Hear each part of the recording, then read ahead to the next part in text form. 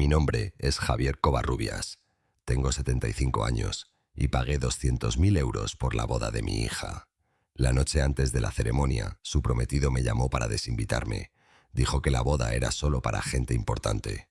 No discutí, solo colgué el teléfono y hice 3 llamadas discretas. Al amanecer, todo su mundo había desaparecido. Antes de contarte cómo, me encantaría saber desde dónde me estás escuchando. Déjamelo saber en los comentarios. Y por favor, dale like y suscríbete si crees que el respeto vale más que el dinero. El aire en mi taller siempre olía igual. Olía a pino, a cedro y a 50 años de trabajo duro. Era mi santuario. En la víspera de la boda de mi única hija Amalia, estaba en ese santuario, dando los toques finales a mi verdadero regalo de boda para ella.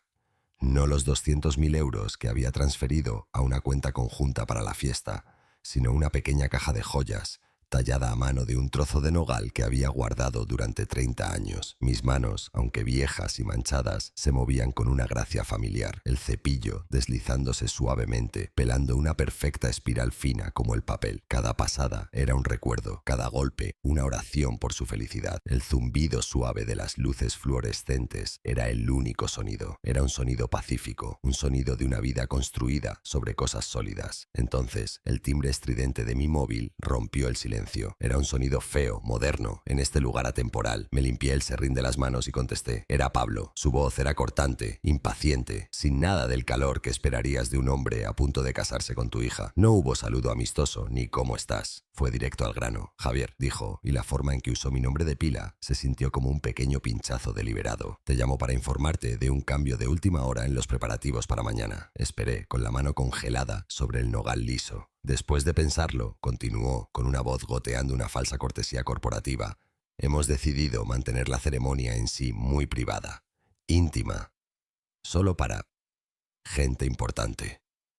Las palabras quedaron suspendidas en el aire, espesas y asfixiantes. Gente importante. La frase resonó en el taller silencioso. Yo, el hombre que había criado a Amalia, que la había sostenido cuando lloraba y celebrado cuando triunfaba, no era considerado lo suficientemente importante para verla casarse. Yo, el hombre cuyo sudor y sacrificio habían pagado cada copa de cava y cada arreglo floral que él exhibiría con orgullo, estaba siendo mandado a casa. No dije nada.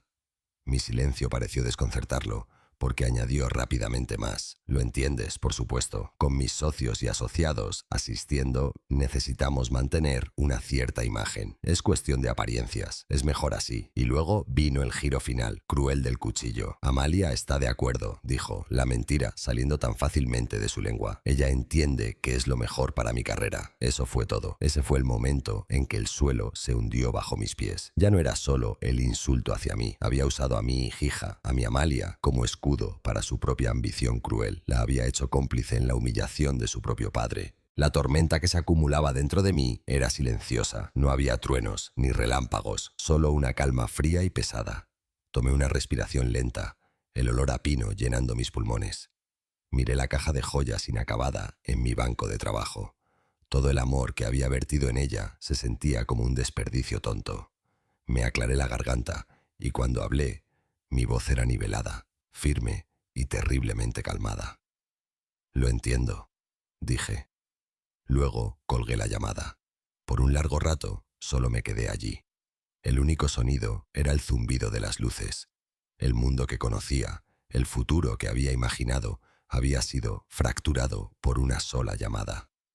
Dejé el cepillo, su acero pulido fresco contra la madera gastada del banco.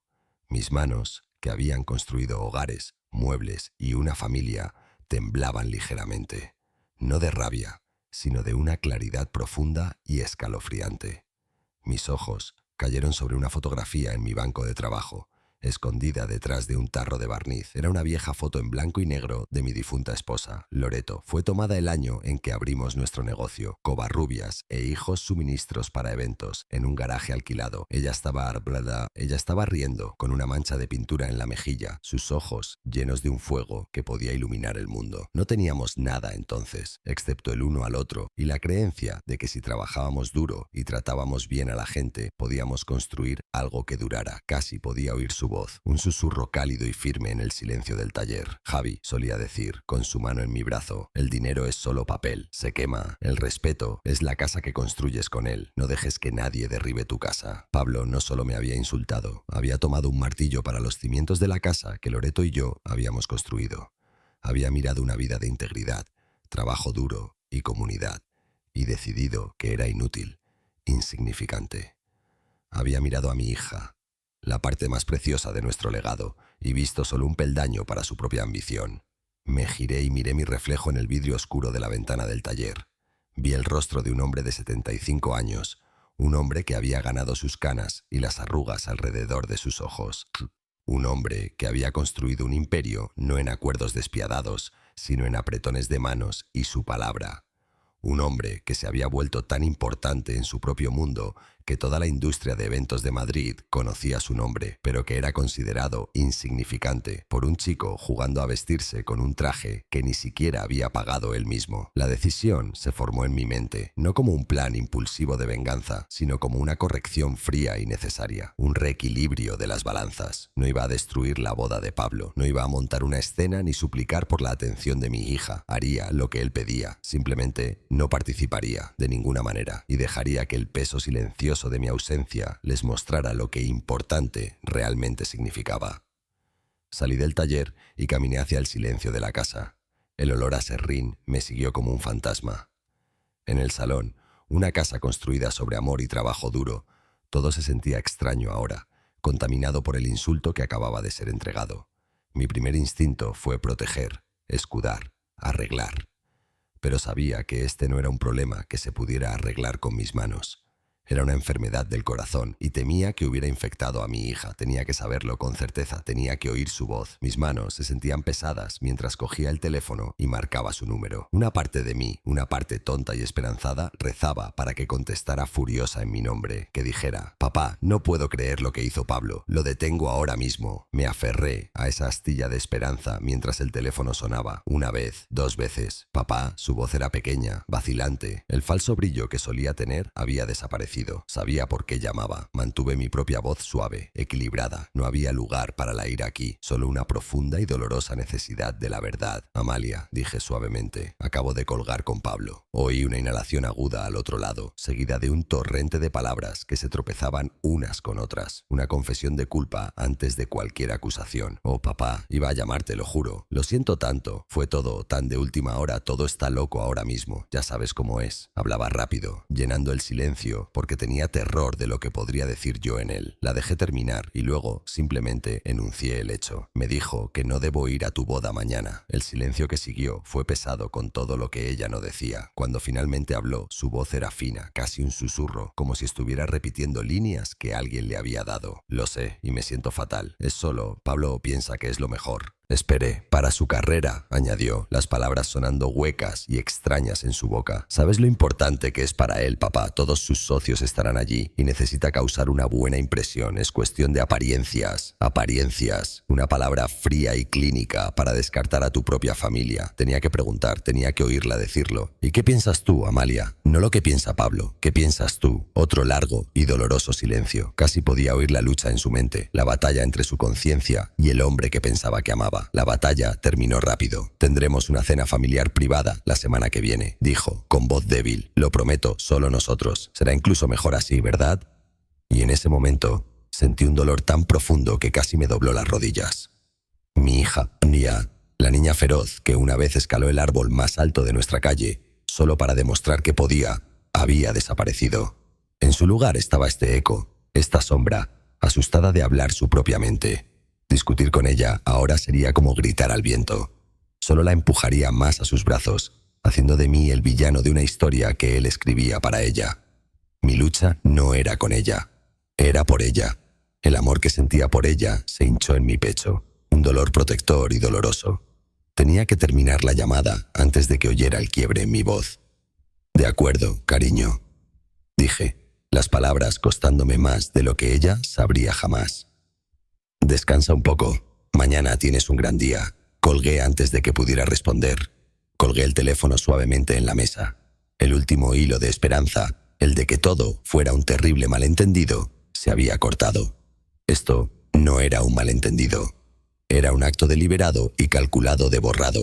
Y la llamada me había dado lo que más necesitaba: confirmación. Ya no era solo un hombre defendiendo su propio orgullo. Era un padre luchando por el alma de su hija. El silencio en la casa se sentía diferente ahora.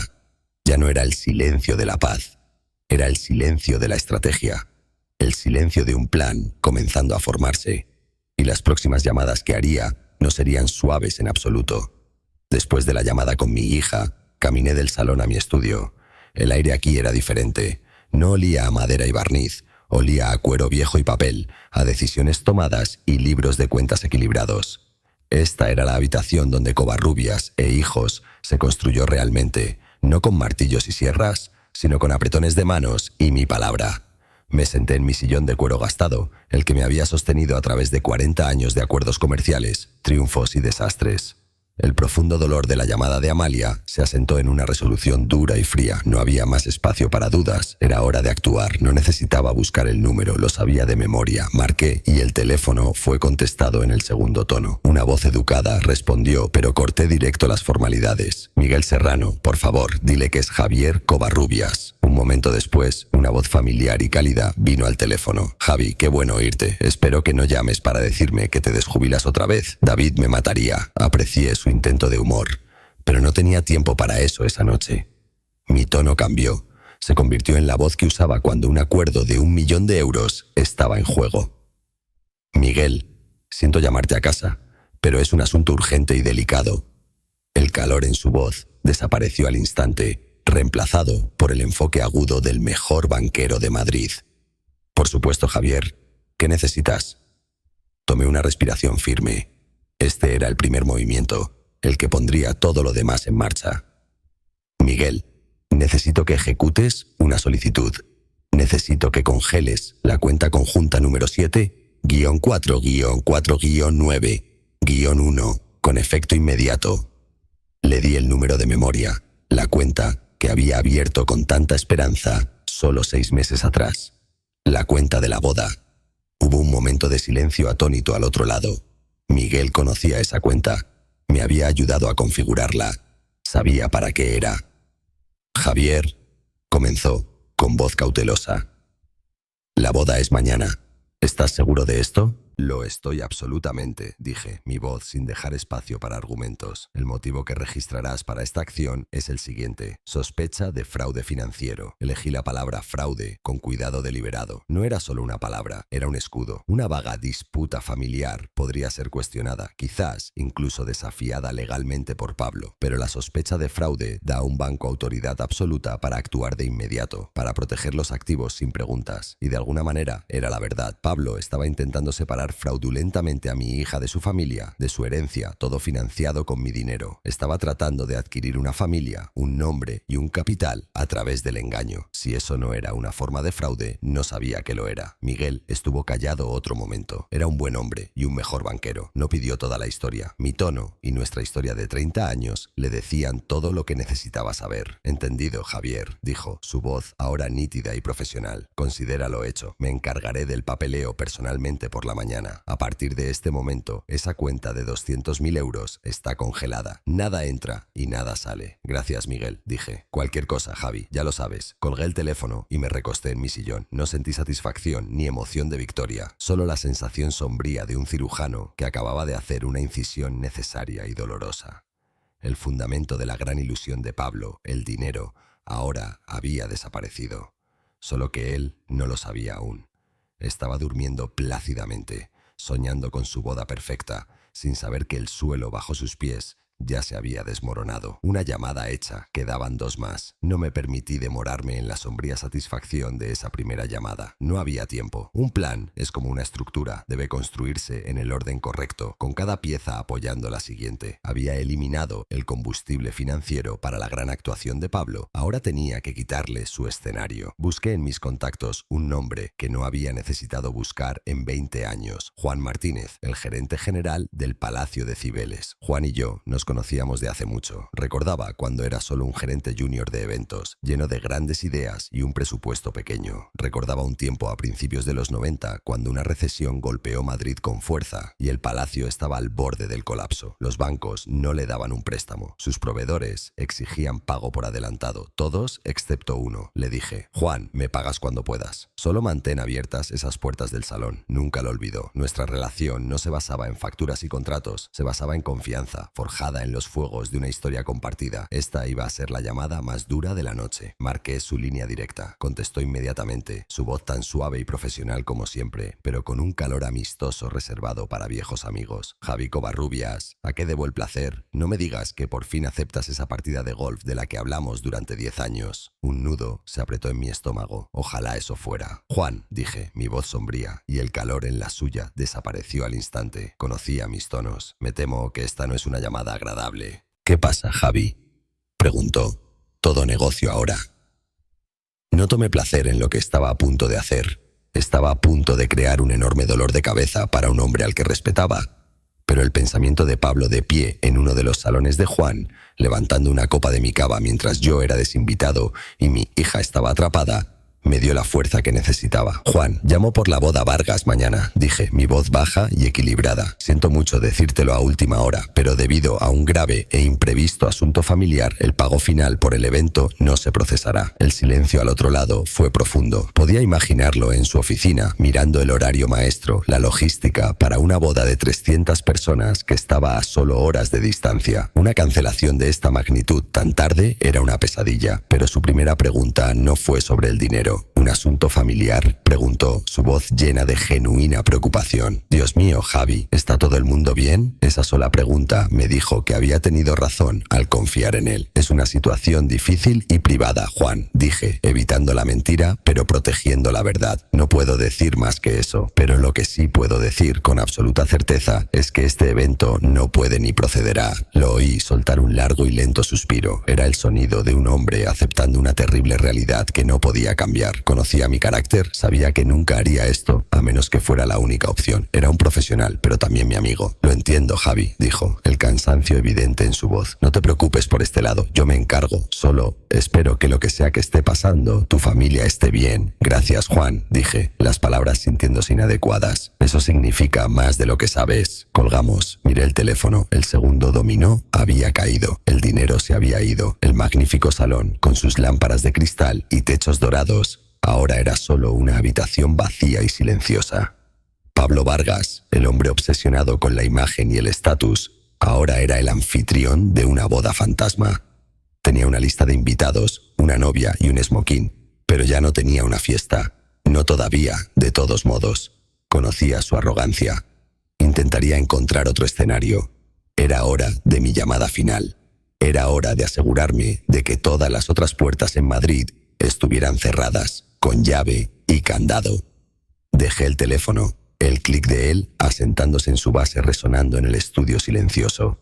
2 llamadas hechas, 2 pilares de la boda fantástica de Pablo derribados. Pero lo conocía. Su arrogancia era un motor poderoso. No se rendiría. Vería esto como un desafío, un problema a resolver con dinero y llamadas frenéticas. Pasaría toda la noche intentando encontrar un nuevo escenario para su espectáculo. Era hora de asegurarme de que cuando empezara a hacer esas llamadas, todo lo que oyera fuera el sonido de puertas cerrándose. Era hora de mi llamada final de la noche. Esta era diferente. No llamaba a un banquero ni a un socio comercial. Llamaba a la familia. Marqué el número de David Gómez, el primer empleado que contraté hace 45 años. Era más que un gerente para mí. Era mi mano derecha, mi confidente, el hermano que nunca tuve. Había estado allí cuando nació Amalia. La había sostenido en sus brazos en su bautizo y le había enseñado a conducir en el aparcamiento de nuestro viejo almacén. La quería como si fuera suya. Entendería, contestó antes de que terminara el primer tono, su voz espesa por el sueño, pero inmediatamente alerta. Señor Javier, es tarde. ¿Está todo bien? Estaba cansado. El peso emocional de la noche me presionaba, pero mi voz permaneció firme. Este era el movimiento final, tenía que ser preciso. David, dije, necesito que hagas algo por mí, algo discreto y algo sin preguntas. Podía sentirlo enderezándose al otro lado. Cualquier cosa, lo sabes. Necesito que llames esta noche, dije. Llama a nuestros socios principales, las empresas de alquiler, los caterings, los floristas, a todos. Infórmales que, con efecto inmediato, Covarrubias e Hijos está experimentando un fallo logístico repentino y grave. Dejé colgar la mentira corporativa en el aire. Era una excusa limpia e incuestionable. No podemos proporcionar ningún equipo, mantelería o servicios para eventos nuevos reservados este fin de semana. Enfatiza que lamentamos profundamente las molestias, pero no puede haber excepciones. Hubo una larga pausa. David era un hombre inteligente. Sabía que la boda de Amalia era mañana. Sabía que movería cielo y tierra para hacer ese día perfecto. Para que yo lo llamara en mitad de la noche para cerrar efectivamente nuestra propia red significaba que algo catastrófico había pasado. Cuando habló, su voz era baja, tensa, con una furia fría que reflejaba la mía. Ese chico, dijo, y no era una pregunta, ese chico con el que se casa, finalmente hizo algo imperdonablemente estúpido, ¿verdad? No necesitaba responder. Mi silencio era su confirmación. Solo haz las llamadas, David, dije, mi voz pesada por el agotamiento. Por favor. Su respuesta fue inmediata, un testimonio de una vida de lealtad. Considérelo hecho, señor Javier, dijo, su voz ahora como acero. Me levanto ahora mismo. Llamaré a cada persona en nuestra lista, desde el hotel más grande hasta la panadería más pequeña. Para cuando salga el sol, nadie en esta ciudad podrá alquilar ni un tenedor limpio con el nombre de ese chico en la factura. Tiene mi palabra. Colgué el teléfono. Estaba hecho. La trampa estaba tendida. El dinero se había ido. El lugar se había ido. Y ahora todo el sistema de apoyo de la industria de eventos de Madrid se había ido. Había construido esa red durante 50 años, apretón de manos por apretón de manos, favor por favor. Y esa noche había cobrado todas las deudas de respeto que me debían. Sentí un profundo cansancio lavándome. Salí del estudio, a través de la casa oscura y silenciosa, y de vuelta a mi taller. Miré la caja de joyas inacabada en el banco. Mañana, el corazón de mi hija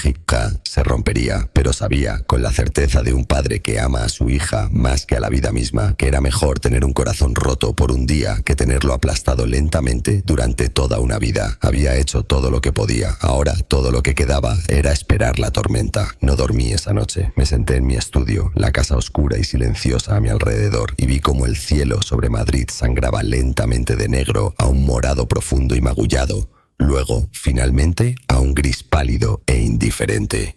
Era la mañana de la boda de mi hija. Imaginé la escena en su ático alto sobre la ciudad. Me imaginé a Pablo despertando, no con un corazón lleno de amor por su novia, sino con la emoción zumbante de un showman en la noche de estreno. Para él, esto no era un matrimonio, era una adquisición, una fusión, un evento de networking de 300 personas diseñado para lanzar su carrera a la estratosfera.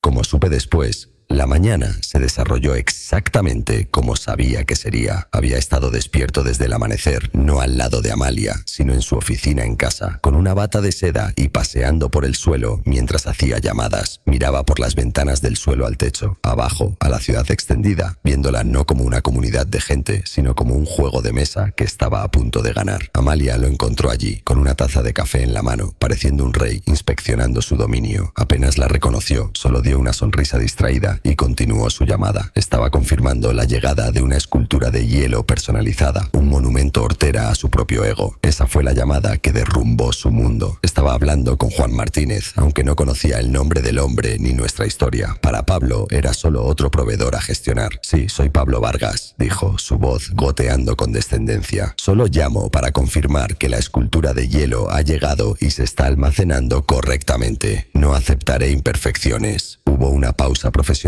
y fría al otro lado. Luego la voz de Juan, calmada y final. Señor Vargas, me temo que ha habido un grave malentendido. No hay ningún evento Vargas programado en este lugar hoy. Pablo rió. Una risa corta y aguda de incredulidad. Eso es absurdo, espetó. Compruébelo de nuevo. El Palacio de Cibeles. 300 invitados. Mi asistente lo reservó hace meses. Soy consciente de la reserva que estaba en nuestro sistema, señor, respondió Juan, su voz inquebrantable. Sin embargo, esa reserva fue cancelada anoche tarde debido a la falta de pago final. El color comenzó a drenar del rostro de Pablo. ¿Falta de pago? Imposible. Los fondos están en una cuenta dedicada. Hay 200.000 euros en esa cuenta. Puede ser, dijo Juan, entregando el golpe final y devastador.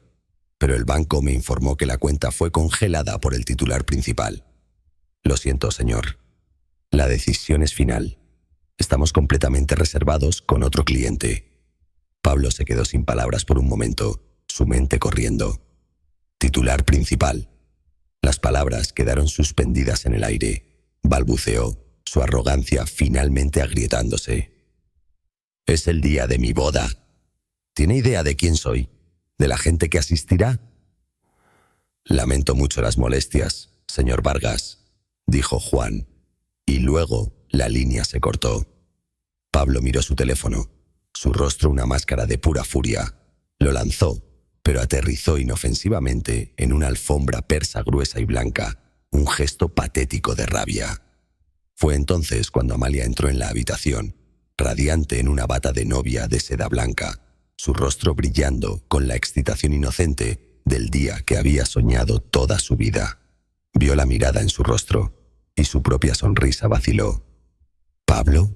¿Cariño? ¿Qué pasa? ¿Qué ha ocurrido?» Se giró hacia ella, sus ojos salvajes. No vio a su novia. Vio un obstáculo, una molestia. Forzó un gesto despectivo con la mano. «No es nada», mintió, su voz tensa por la rabia. Algún incompetente en el palacio hizo un error administrativo con el pago. ¡Ridículo! Intentó proyectar confianza, mantener la ilusión de control. No te preocupes tu cabecita por eso. Hay cientos de lugares en esta ciudad que matarían por acoger nuestra boda. Lo arreglo en una hora. Dijo las palabras con todo el bravado que pudo reunir, pero Amalia lo vio. Por primera vez, vio más allá de la fachada encantadora, más allá del traje caro y la sonrisa confiada. Vio un destello de pánico animal puro en sus ojos. Lo vio agarrar su teléfono y marchar a la otra habitación, su voz ya ladrando órdenes a alguien más en la línea. Y mientras estaba allí, sola en su bata de novia, rodeada del lujo frío y vacío de su apartamento, la primera semilla helada de duda comenzó a plantarse en su corazón. El día perfecto se había fracturado y empezaba a darse cuenta de que el hombre con el que estaba a punto de casarse era un desconocido. Solo puedo imaginar la escena en ese ático, el aire espeso con un cóctel de colonia cara y pánico creciente. Pablo, un hombre que creía que cualquier problema se podía resolver gritando al teléfono y lanzando dinero, estaba a punto de recibir una clase magistral sobre la verdadera naturaleza del poder.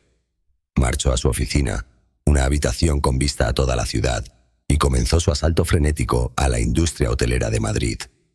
Aún operaba bajo la ilusión de que era el cliente el que mandaba. Pronto aprendería que una ciudad no es un mercado, es un ecosistema, una red compleja de relaciones y lealtades, y acababa de insultar al hombre que había pasado una vida tejiendo esa red. Sus primeras llamadas fueron a los gigantes, las fortalezas de lujo de 5 estrellas que tanto admiraba. Marcó al Four Seasons, su voz laced con la arrogante suposición de que estarían agradecidos por su negocio. «Soy Pablo Vargas», anunció. «Tengo una fiesta de 300 de las personas más influyentes de Madrid. Necesito su gran salón. Esta noche. El dinero no es problema».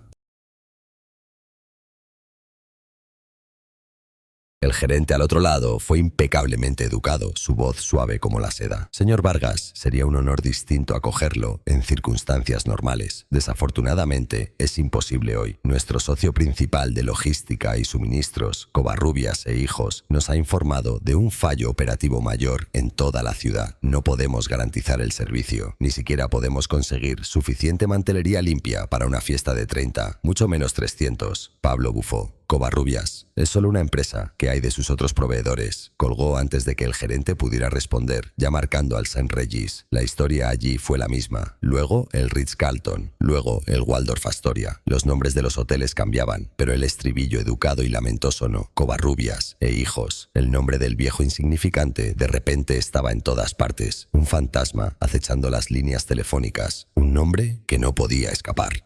Puedo imaginarlo aflojando su cuello, la primera gota de sudor trazando un camino por su sien. Desde la puerta, Amalia observaba su hermoso vestido de novia colgando en su bolsa como un signo de interrogación de seda y encaje, su ansiedad creciendo con cada llamada fallida. Su estrategia cambió.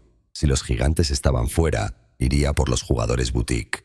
Era un tiburón, oliendo debilidad, buscando una forma alrededor del obstáculo. Comenzó a llamar a lugares más pequeños y de alto nivel, empresas de catering independientes, creyendo que podía armar una solución él mismo. Aquí fue donde el muro educado de excusas corporativas comenzó a desmoronarse, reemplazado por la extraña y desconcertante realidad de una ciudad que había cerrado silenciosamente sus puertas para él. El primer catering que llamó sonaba aterrado. «Lo siento, señor Vargas, no puedo ayudarlo. Mi alquiler de camión refrigerado acaba de ser cancelado. Me dijeron que hubo un incendio eléctrico en el depósito. Todos sus camiones están fuera de servicio. El gerente de un loft moderno en el centro fue el siguiente. Tenemos el espacio, señor, pero no tenemos personal. Es lo más extraño. Una docena de mis mejores camareros de guardia acaban de llamar enfermos esta mañana, todos con la misma gripe estomacal de 24 horas. Una empresa de alquiler de equipo al otro lado de la ciudad le dijo: «Tenemos sillas, miles de ellas. Pero nuestros 6 camiones de entrega acaban de ser marcados para inspecciones de mantenimiento de emergencia. Toda la flota está en tierra. Es increíble». Ya no estaba solo molesto, estaba desconcertado. Paseaba ahora por la longitud de su apartamento, gritando al teléfono: «¿Qué le pasa a esta ciudad hoy? ¿Todo se está cayendo a pedazos?». No podía ver el patrón. No podía ver los hilos invisibles conectando todos estos extraños y repentinos accidentes. Solo sentía que el universo mismo conspiraba contra él, y su arrogancia comenzó a cuajarse en una rabia desesperada e impotente. Finalmente, en un esfuerzo de última hora, alguien le dio el número de Beatriz Jiménez. Bea, una leyenda en el negocio. Una planificadora de eventos dura y sin tonterías que había orquestado las fiestas más grandes de Madrid desde antes de que Pablo naciera. La llamó, su voz un lío frenético, lanzándose a su cuento de wow sobre el palacio y la serie de coincidencias desafortunadas. Bea lo dejó hablar unos 30 segundos antes de cortarlo, su voz como grava rodando cuesta abajo. «Déjame pararte ahí, hijo», dijo. «He recibido llamadas sobre ti toda la mañana. Déjame adivinar, tu nombre es Vargas». Pablo se quedó en silencio atónito.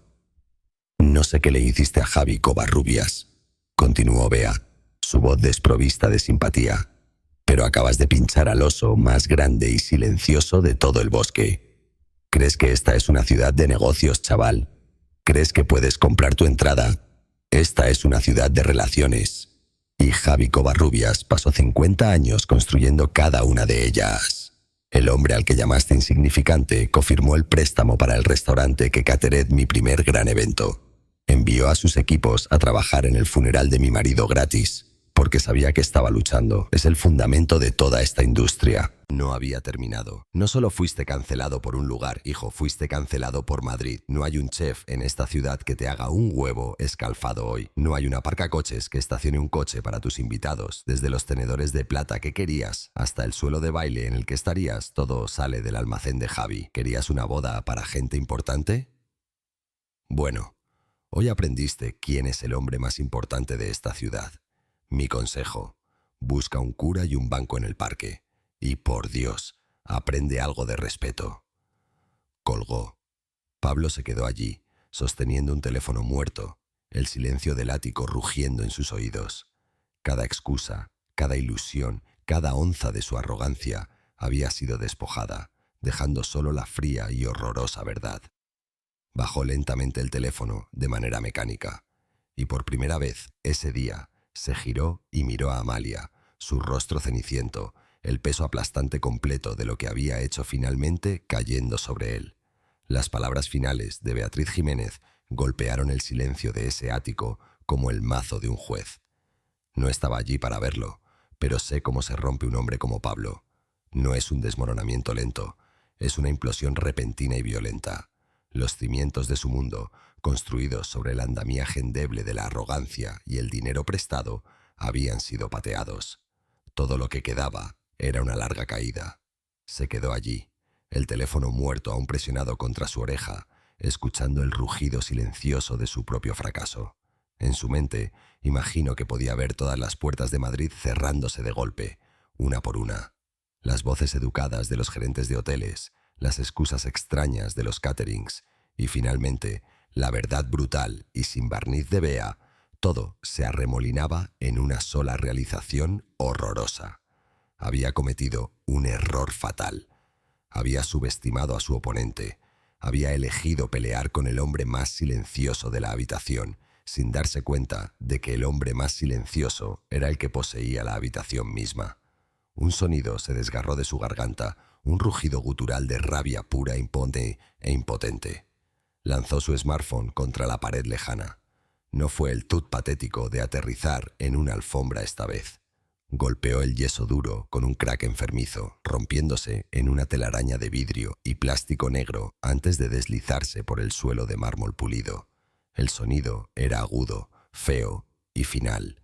Era el sonido de su control, su imagen, su futuro meticulosamente elaborado, rompiéndose. Comenzó a pasear, no como un ejecutivo confiado, sino como un animal enjaulado. Sus manos estaban apretadas en puños de nudillos blancos, su respiración saliendo en jadeos irregulares. Murmuraba para sí mismo un torrente de maldiciones e incredulidad. No, esto no puede estar pasando. No a mí. Lo tenía todo. Pasó sus manos por su cabello perfectamente peinado, desordenándolo, su máscara de sofisticación finalmente destrozada, revelando al niño desesperado y con derecho debajo. Amalia había estado de pie en la puerta todo el tiempo, una testigo silenciosa de su desmoronamiento.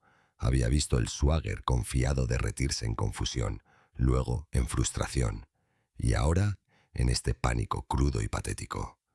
Las palabras de Bea, aunque amortiguadas a través del teléfono, la habían alcanzado, y de repente todo tenía un sentido terrible y perfecto. El desfile interminable de rechazos educados, los accidentes extraños y coordinados por toda la ciudad, y el nombre que resonaba a través de todo. Covarrubias, su nombre, el nombre de su padre. Su voz, cuando habló, era apenas un susurro. Era un sonido tan quieto que casi se perdió en el jadeo frenético de Pablo, pero cortó la habitación con la agudeza de una navaja. Fue papá, dijo. No era una pregunta, era una declaración de claridad amaneciente y aterradora. Fue él, ¿verdad? Pablo se congeló, se giró para enfrentarla, su rostro pálido y retorcido en una mueca fea. No quedaba encanto, no quedaba prometido guapo, solo un hombre acorralado y desesperado, buscando ahí a alguien a quien culpar, y su rabia, sin encontrar otro objetivo, finalmente aterrizó en ella. ¡Ese viejo!, escupió, las palabras goteando un veneno que las choqueó hasta el núcleo. Tu viejo insignificante, entrometido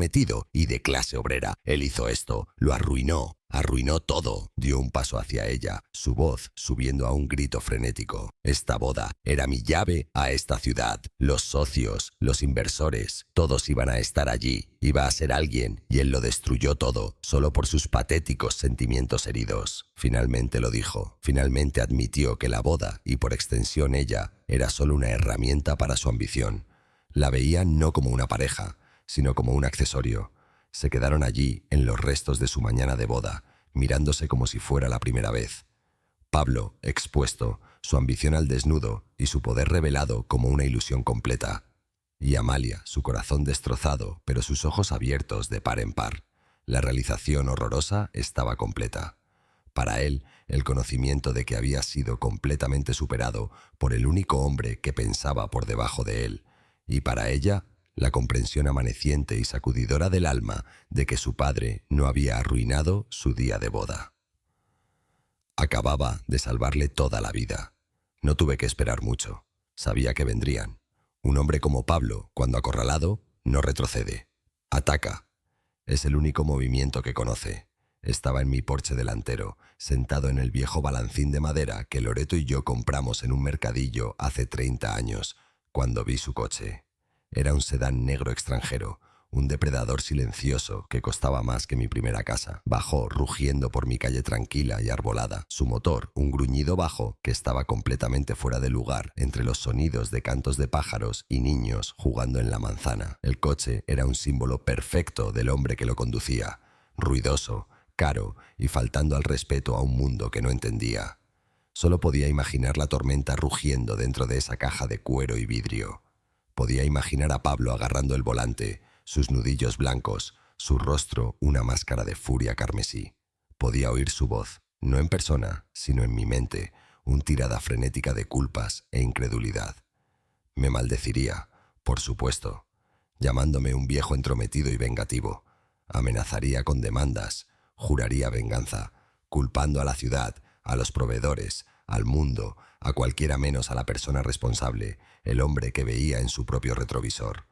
Sus palabras serían vacías, amenazas huecas, los últimos jadeos de un rey cuyo corona acababa de revelarse hecha de cartón. Y a su lado, en el asiento del pasajero, mi hija Amalia estaría en silencio. Su silencio sería una tormenta diferente por completo. Podía verla, mirando por la ventana pero sin ver nada. Las casas históricas y ordenadas de su infancia borrándose en una acuarela de vergüenza. Lágrimas rodarían por su rostro. No los sollozos ruidosos y performativos de una niña mimada, sino las lágrimas quietas y profundas del alma de alguien enfrentando las consecuencias de su propia debilidad. En el asiento trasero, su hermoso vestido de novia, aún prístino en su bolsa de seda, colgaría como un fantasma, un recordatorio burlón del día perfecto que se había convertido en un desastre perfecto. Cada bandera roja que había ignorado, cada intuición que había suprimido, cada vez que había elegido su ambición sobre su propia familia, se reproduciría en su mente. Su tormenta era ruidosa e impotente. La de ella era quieta y devastadora. El coche negro chirrió hasta detenerse frente a mi casa, sus neumáticos protestando contra el asfalto. La vista era casi cómica. Esta máquina elegante y enfadada, aparcada torcida, frente a mi modesta casa de ladrillo, con sus rosales cuidadosamente atendidos, los que Loreto había plantado. Pablo salió del lado del conductor antes de que el motor se apagara siquiera. Su traje caro estaba arrugado, su corbata torcida, su rostro sonrojado con una rabia que lo hacía parecer pequeño e infantil. Amalia salió del otro lado mucho más lentamente. Se movía como alguien en un sueño, su cuerpo pesado con el peso de su arrepentimiento. Miró la casa en la que creció, el porche donde aprendió a leer y el césped donde aprendió a montar en bici, y su expresión era de una pérdida profunda y desgarradora. Era una extraña aquí ahora, una exiliada regresando a un reino que había abdicado voluntariamente. Subieron por el camino, Pablo liderando la carga como un general fallido, y yo los esperé. No me levanté de mi balancín, simplemente los vi venir. La confrontación que había diseñado finalmente estaba aquí. Estaba en el jardín trasero, el jardín de Loreto, cuando llegaron. El portazo frenético de las puertas del coche fue una intrusión fea en la paz de la tarde. Este era mi verdadero santuario, el lugar donde venía a sentirme cerca de ella. El aire aquí olía a tierra húmeda y al dulce y especiado aroma de sus rosas favoritas. Mis manos, enguantadas y firmes, las atendían, el chasquido agudo de las tijeras de podar un sonido limpio y satisfactorio mientras cortaba la madera muerta para hacer espacio al nuevo crecimiento. Era un ritual, una conversación con su memoria. No me escondía, esperaba, centrado en mi propio terreno. Oí los pasos frenéticos en el camino de piedra y terminé el corte que estaba haciendo antes de girarme lentamente. Pablo irrumpió en el jardín primero, su rostro un rojo, blotchy y feo. Parecía un toro salvaje, pisoteando el mulch cuidadosamente colocado, su traje caro un disfraz ridículo en este lugar de belleza natural y quieta. Amalia lo seguía, un fantasma pálido en su estela destructiva. Se detuvo a unos metros de mí, su pecho agitado, y señaló con un dedo tembloroso. «Tú», escupió, su voz chillona y quebrándose. «Tú hiciste esto. Los llamaste, ¿verdad? Arruinaste mi boda. Arruinaste todo». Su acusación, tan llena de rabia impotente, pareció solo colgar en el aire pacífico y disolverse. Lo miré, a este chico enfadado y asustado que había intentado jugar un juego de hombres, y no sentí nada más que una profunda piedad. Miré más allá de él a mi hija. Y mi corazón dolió con un dolor casi demasiado para soportar. Su rostro era un lienzo de vergüenza e incredulidad. Sus ojos suplicándome, rogándome que dijera que no era verdad. Me tomé mi tiempo. Limpié cuidadosamente las hojas de mis tijeras con un trapo de mi bolsillo trasero. Las coloqué suavemente en el viejo banco de piedra, junto a un cubo de hojas muertas. Me quité los guantes polvorientos, dedo por dedo, y los puse al lado de las tijeras. Cada movimiento era lento, deliberado. No dejaría que su caos dictara mi paz. Finalmente, crucé los brazos y encontré su mirada. Mi voz, cuando hablé, no era alta, no tenía que serlo. «No arruiné nada, Pablo», dije, las palabras claras y frías en el aire cálido de la tarde. Simplemente decliné participar. Dejé que eso se hundiera por un momento. «Anoche», continué, «me llamaste por teléfono y me informaste que no era lo suficientemente importante para asistir a la boda de mi propia hija. No discutí, te tomé la palabra. Acepté tu evaluación de mi valor en tu mundo. Di un paso más cerca y él instintivamente dio un paso atrás. Pero ves, hay consecuencias gracias para tales evaluaciones. Resulta que el dinero de un hombre insignificante no es lo suficientemente importante para pagar la fiesta. El cava de un hombre insignificante no es lo suficientemente importante para servir a tus invitados importantes. Y las mesas, las sillas, la mantelería, los tenedores, los cuchillos y los platos de la empresa de un hombre insignificante no son lo suficientemente importantes para suministrar un evento de tal magnitud. La lógica de eso, tan simple y absoluta, lo dejó mudo. Su boca se abrió y cerró, pero no salió sonido. Había construido una jaula de su propia arrogancia, y yo simplemente había cerrado la puerta. Luego giré mi atención completa a mi hija. La dureza en mis ojos se suavizó en un dolor profundo y doloroso. Caminé pasando a Pablo como si ni siquiera estuviera allí, y me paré ante Amalia. No me miró a los ojos, sus ojos fijos en el suelo, en los pétalos de rosa esparcidos a sus pies. «Amalia», dije suavemente, mi voz ahora llena de una vida de amor y arrepentimiento. «Mírame». Vacilante, levantó sus ojos llenos de lágrimas hacia los míos. «Mira a tu alrededor», dije, gesticulando al jardín, la casa, el antiguo roble que nos daba sombra a ambos. Esta vida, esta casa, el negocio que pagó tu educación y que se suponía que pagaría esta boda. Nada de eso se construyó solo con dinero. El dinero fue el subproducto, nunca fue el fundamento. Vi un destello de comprensión en sus ojos, así que continué, necesitando que viera toda la verdad. ¿Sabes por qué esta ciudad me escucha? ¿Por qué una sola llamada puede cambiar el día entero de un hombre? No es por los números en mi cuenta bancaria, es por los nombres en mi libro mayor, los con las palabras «pagado en su totalidad» al lado, incluso cuando nunca cambió dinero de manos. Le di la verdad que merecía. En 1982, cuando el negocio de catering de los O'Connor estaba a punto de quebrar porque su horno principal se rompió, los bancos dijeron no. Yo confirmé el préstamo. Hoy, su hijo, Miguel O'Connor, dirige la cocina de catering más grande del estado.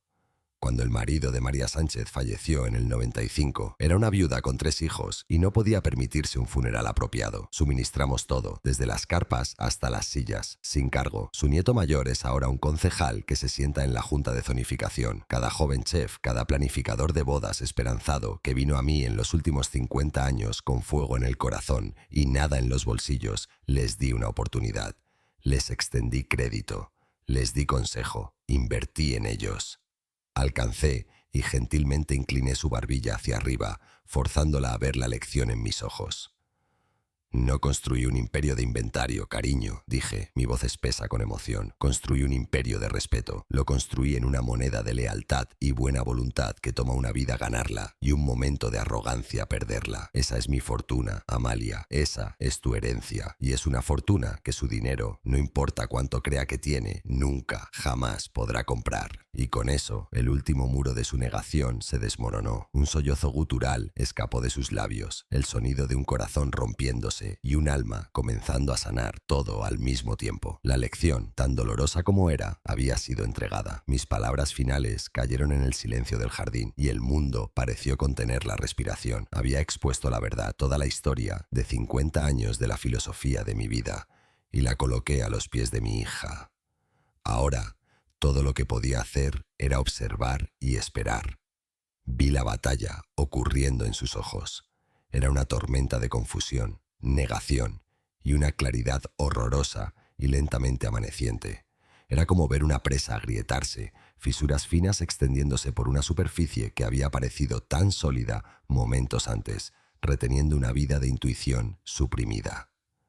Miró a Pablo y supe en ese momento que lo estaba viendo por primera vez. No estaba viendo al prometido encantador y guapo, al hombre exitoso que le prometía una vida de glamour. Estaba viendo a un extraño, un niño petulante y enfadado, cuyo mundo entero se había reducido a la tragedia singular y egoísta de una fiesta cancelada. Su rostro no estaba lleno de preocupación por ella, por sus lágrimas, por la crisis familiar monumental desplegándose alrededor de ellos. Estaba retorcido, con una rabia furiosa y con derecho. Incluso me dio la razón. su voz un esnir desesperado y quejumbroso. ¿Respeto?, escupió, mirándome con puro odio. ¿Qué vale eso siquiera? ¿Me dará el respeto un asiento en la Junta? ¿Cerrará el respeto el acuerdo Henderson? No has construido un imperio, viejo. Ha construido una caridad y acabas de usarla para arruinarme. No lo entendía. Nunca lo haría. Era un hombre hablando un idioma que nunca podría entender. Un idioma donde el valor de un ser humano se medía solo por su utilidad. Luego, Amalia giró su mirada hacia mí. En mi rostro sé que no vio ira ni triunfo. Vio solo las líneas profundas y dolorosas del amor de un padre. Vio la fuerza quieta del hombre que le había enseñado a valorar la honestidad por encima de todo. Vio los 50 años de trabajo duro, las mañanas tempranas y noches tardías, las manos callosas y la integridad inquebrantable. Vio el legado de Loreto, un legado de amabilidad y comunidad, en contraste marcado con la ambición superficial y egoísta del hombre a su lado. Estaba mirando dos imperios y por primera vez finalmente veía cuál estaba construido sobre suelo sólido y cuál sobre arena. Y fue entonces cuando la presa se rompió. Comenzó no como un sonido, sino como un temblor que recorrió todo su cuerpo. Sus hombros comenzaron a sacudirse, su postura compuesta colapsando hacia adentro como bajo un peso inmenso e invisible. Un sonido se desgarró de su garganta, un jadeo ahogado y desesperado por aire. Y luego vino el sollozo. No era el llanto simple de una novia decepcionada, era un sonido profundo y desgarrador que venía del núcleo mismo de su ser. Era el sonido de un corazón rompiéndose en dos. Sabía que era ese sonido. Entendía cada capa de su dolor. Era el sonido de ella llorando al hombre que pensaba que amaba, la ilusión del futuro en el que había querido creer desesperadamente. Era el sonido de una vergüenza profunda y profunda, por su propia ceguera, por la debilidad que le había permitido quedarse al margen mientras su propio padre era irrespetado y descartado. Y debajo de todo había otra nota, una más quieta.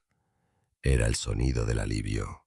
El alivio aterrorizador, doloroso y finalmente limpiador, que viene de finalmente ver la verdad. Pablo solo la miró, su expresión una mezcla de confusión y molestia. Vio sus lágrimas no como una señal de su corazón roto, sino como una inconveniencia, otra complicación frustrante en su día ya arruinado. No hizo movimiento para consolarla, ningún gesto de amabilidad. Ya había probado mi punto más elocuentemente de lo que yo podría. Permanecí quieto. No corrí hacia ella, no la tiré a mis brazos. Este era su momento. Era un dolor que tenía que sentir, una fiebre que tenía que romper por sí sola. Estaría aquí. Sería su puerto seguro cuando pasara la tormenta. Así que me quedé allí, un pilar silencioso y firme en los restos de su día de boda, y dejé que mi hija llorara. Dejé que lavara las mentiras con sus lágrimas, sabiendo que cuando terminara, finalmente sería libre. La tormenta en el jardín había pasado. Todo lo que quedaba era el aftermath quieto y tembloroso. Los sollozos crudos de Amalia habían subsided en una serie de respiraciones profundas y entrecortadas. Pablo estaba congelado, una estatua de rabia impotente, las acusaciones muertas en sus labios.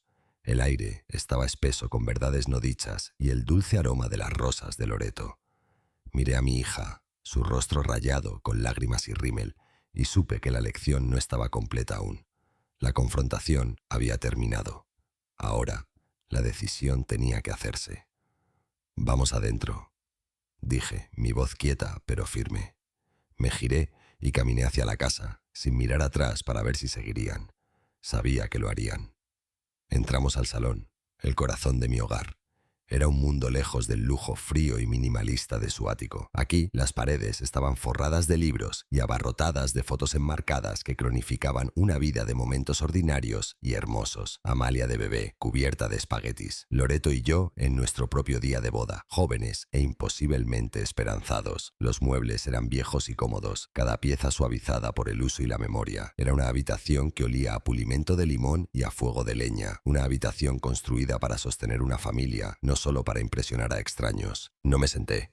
Me paré junto a la chimenea, directamente debajo del óleo de Loreto que había encargado para nuestro 30º aniversario. Podía sentir su presencia allí, su fuerza quieta prestándome la suya. Pablo y Amalia se pararon incómodos en el centro de la habitación, dos personas desplazadas que ya no conocían sus roles. Decidí empezar con la única cosa que Pablo aún pensaba que tenía derecho. «Los 200.000 euros están seguros», dije, mi voz clara y firme, cortando la neblina emocional. Miré directamente a Pablo, asegurándome de que entendiera las palabras que venían después. «Pero necesitamos ser perfectamente claros sobre qué es ese dinero y qué no es. No es un regalo de boda, no es una inversión empresarial para avanzar tu carrera. No es, ni fue nunca, tu dinero para controlar». Su mandíbula se apretó, pero no dijo nada. No tenía terreno left para pararse. Luego giré mi atención completa a mi hija y mi voz se suavizó. «Ese dinero, Amalia, es la suma de 50 años de trabajo duro de tu madre y mío. Es cada mañana temprana, cada noche tardía, cada riesgo que tomamos. Es la herencia que ella quería que tuvieras. Es su legado, su creencia en ti, puesta en un fideicomiso para tu futuro. Nunca fue suyo para desinvitarlo». Caminé al viejo escritorio secretario en la esquina, una pieza que había construido con mis propias manos el año en que nació Amalia. Abrí un cajón y saqué una sola carpeta manila y una pluma estilográfica. Caminé a la mesa de café y las coloqué frente a mi hija. La elección ahora se haría real. «Hoy tienes una elección que hacer, Amalia», dije, mi voz baja y seria. «Esta es quizás la elección más importante de tu vida, no como novia, sino como mujer». La dejé mirar la carpeta, la pluma, antes de continuar. Tenía que exponer ambos caminos para ella, para que los viera claramente. «Aquí está tu primera opción», dije. «Puedes tomar el dinero, todo. Esa carpeta contiene los documentos bancarios. Solo necesita tu firma y cada último euro será transferido a una cuenta solo a tu nombre. Puedes tomarlo, encontrar un juez de paz y casarte con este hombre», gesticulé a Pablo. «Puedes casarte con el hombre que te ha mostrado, sin ambigüedades,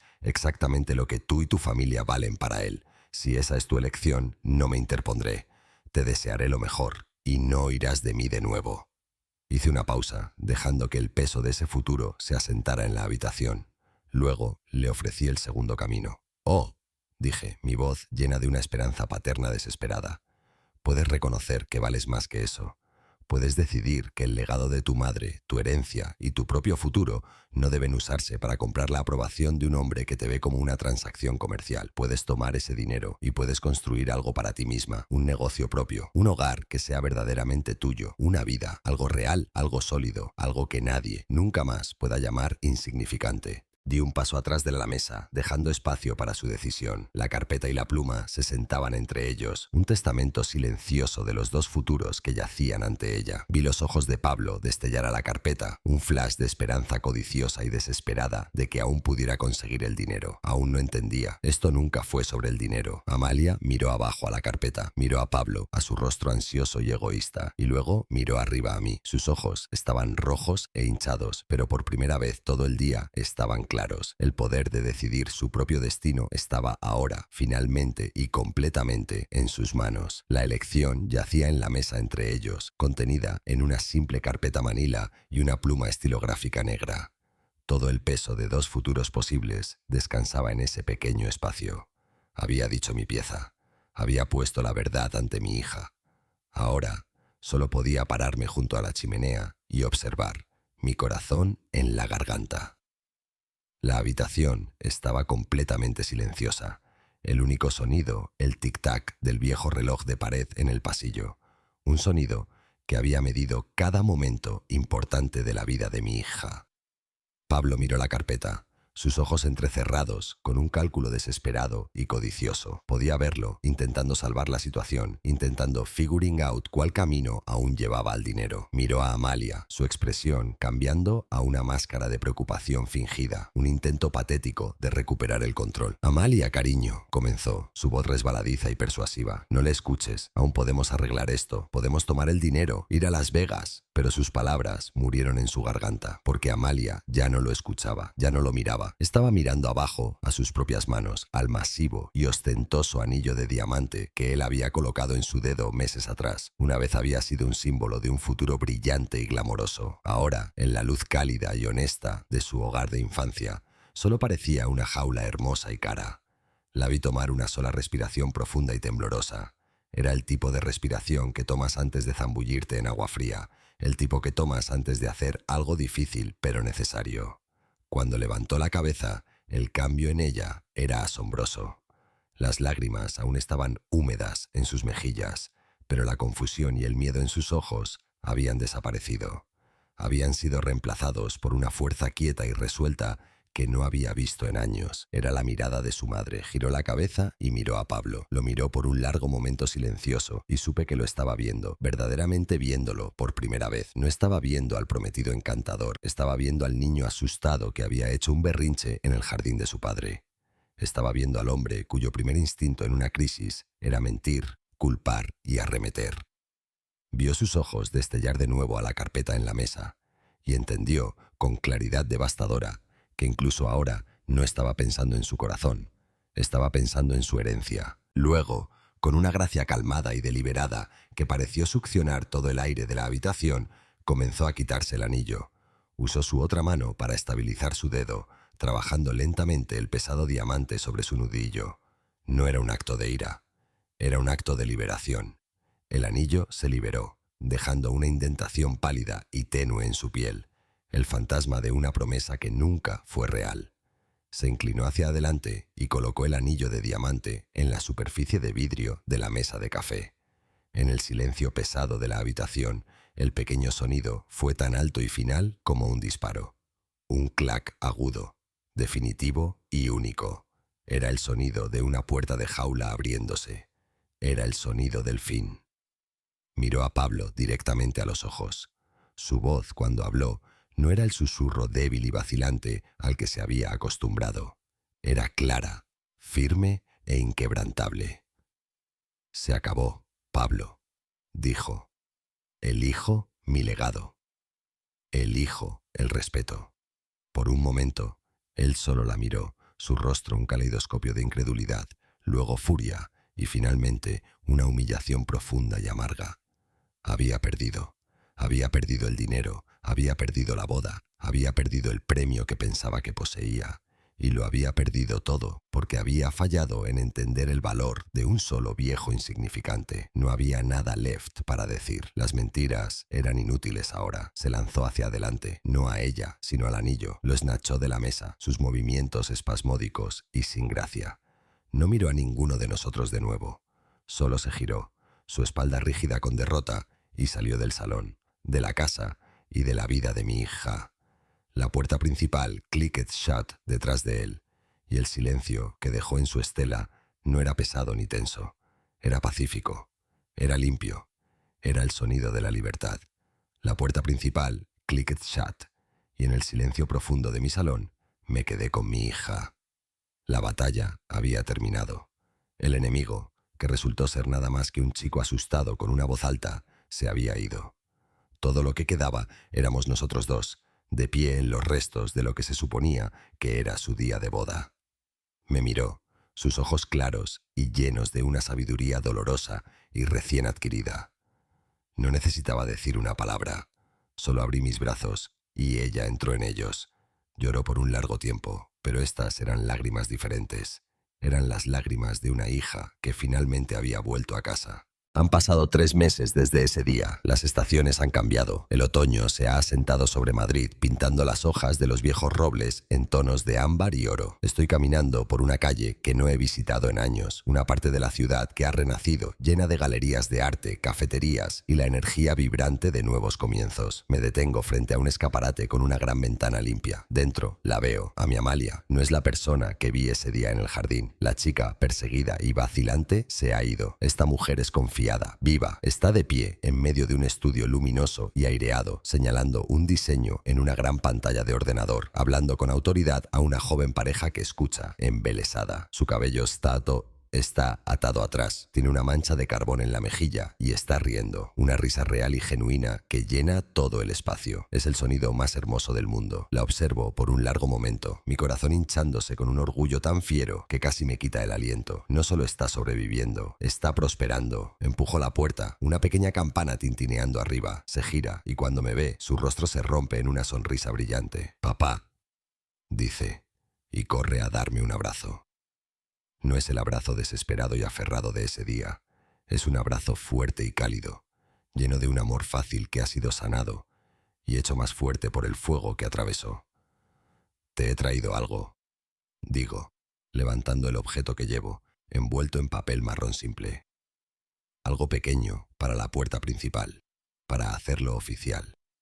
Lo toma de mí, su ceja fruncida con curiosidad. Rasga cuidadosamente el papel. Debajo hay un letrero, tallado de una sola pieza sólida de roble dorado, el tipo de madera que dura siglos. Las letras son profundas y elegantes, talladas con las mismas herramientas que construyeron la caja de joyas que nunca terminé.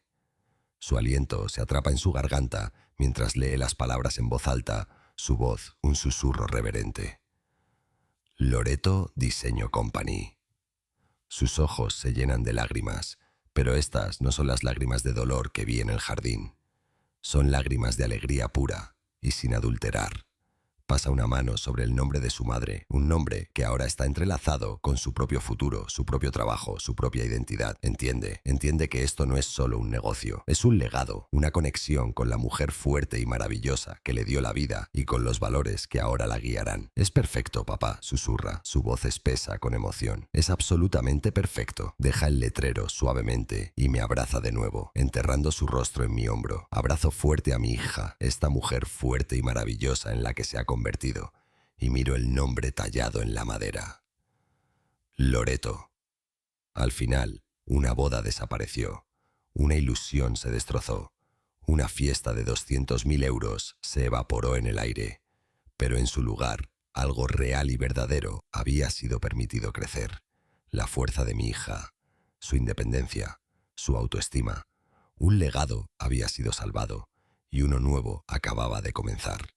Y supe, en ese momento, con una certeza que se asentó profundo en mis huesos, que mi Loreto, mi hermosa y fuerte Loreto, habría estado tan orgullosa.